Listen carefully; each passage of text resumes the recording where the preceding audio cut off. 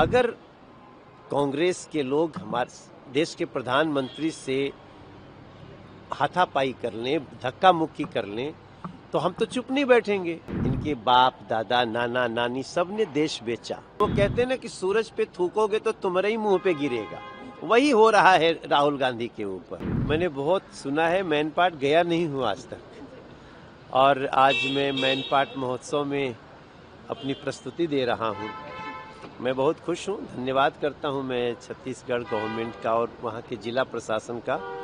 उन्होंने मुझे भी इनवाइट किया। कल मेरी तोखन साहू जी से बात हो रही थी और उन्होंने हमें बताया कि मैनपाट कई मामले में बहुत यूनिक टूरिस्ट प्लेस है। वहाँ कुछ ऐसी ग्रेविटेशनल सिचुएशन है कि पानी ऊपर की तरफ जाता है। गाड़ी कभी कभी न्यूट्रल कर दीजिए तो ऊपर जाने लगती है। ये सुनना, मैं अगर बताऊंगा किसी को पता चलेगा कि यार पानी ऊपर से नीचे आता है, नीचे से ऊपर किससे जा सकता है, तो इसके लिए आप मैनपाट आइए, छत्तीसगढ़ आइए।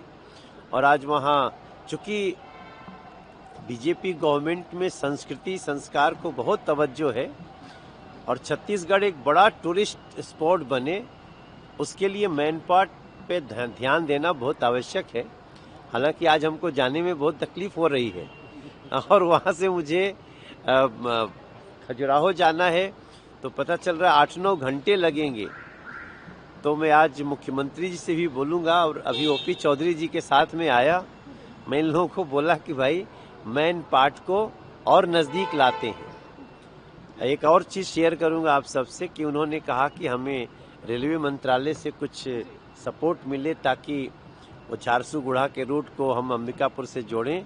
और आज मैं आपको ये विश्वास दिलाता हूं कि मैं इस कार्य में मुख्य भूमिका निभाऊंगा। सर, एब्सटेंट फाइल को लेकर लगातार विपक्ष प्रदर्शन कर रहा है, आज भी संसद के बाहर प्रदर्शन कर रहा है और हरदीप सिंह पुरी के इस्तीफे की मांग कर रहा है। देखो, ये राहुल गांधी बदतमीजियों पे उतारू है। आप उनका हरकत देखिए, वो नियम कानून नहीं मानते हैं। वो समझते हैं मैं राजा हूं, जब मैं खड़ा हो गया तो मुझे बोलना है। कल तो वो प्रहलाद जोशी जी और कौन खड़े थे वहां, जिससे हम आपसे इंटरव्यू कर रहे हैं, और कोई आकर के हमको विपक्ष का आदमी डिस्टर्ब करे।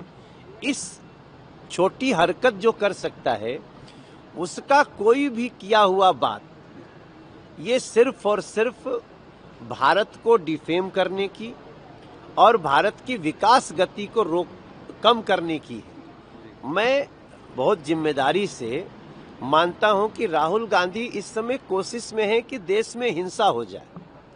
एक दिन तो आपको पता है वो प्रधानमंत्री जी के आसन को सदन में महिलाओं को आगे रख के घेरने की कोशिश की है, हम लोगों ने अवॉइड किया।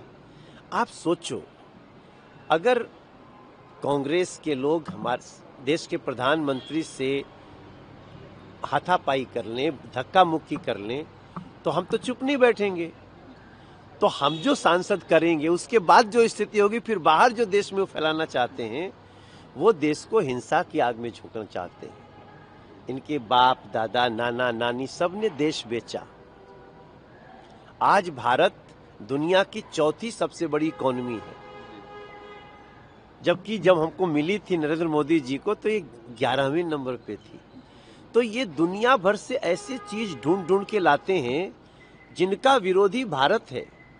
कोई भी कहीं भी महिलाओं के साथ बदतमीजी हुआ, उसका सबसे विरोधी इस दुनिया में कौन है? भारत है।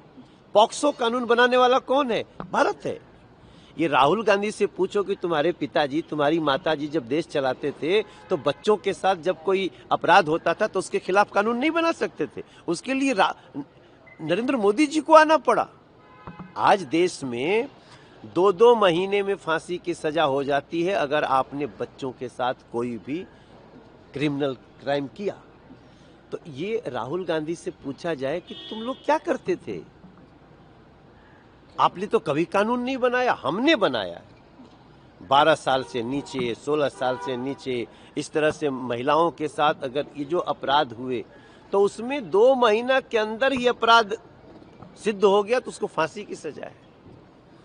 और मैं बहुत खुशी खुशी आपको बताना चाहता हूं कि भारत की स्पीड इस समय दुनिया में सबसे ज्यादा, हम बहुत जल्दी तीसरी सबसे बड़ी इकोनॉमी होंगे। इतना सुंदर बजट आया है, डिस्कस ही नहीं करने दे रहे हैं।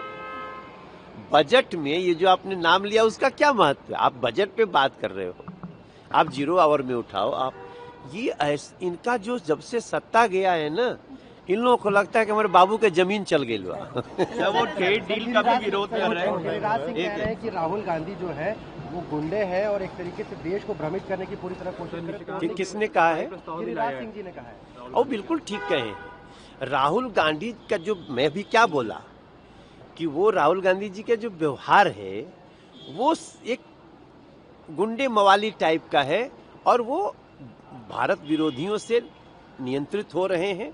देश उनकी सच्चाई देख रहे हैं। ट्रेड डील को लेकर भी वो बोल रहे हैं कि प्रधानमंत्री ने अमेरिका के सामने घुटने टेक दिए, विरोध कर रहे हैं। प्रधानमंत्री नरेंद्र मोदी के सामने दुनिया घुटने टेक रही है। आप सोचो किस तरह से ये नरेंद्र मोदी जी जैसे प्रधानमंत्री के ऊपर ये आरोप लगाते हैं और वो कहते हैं ना कि सूरज पे थूकोगे तो तुम्हारे ही मुंह पे गिरेगा।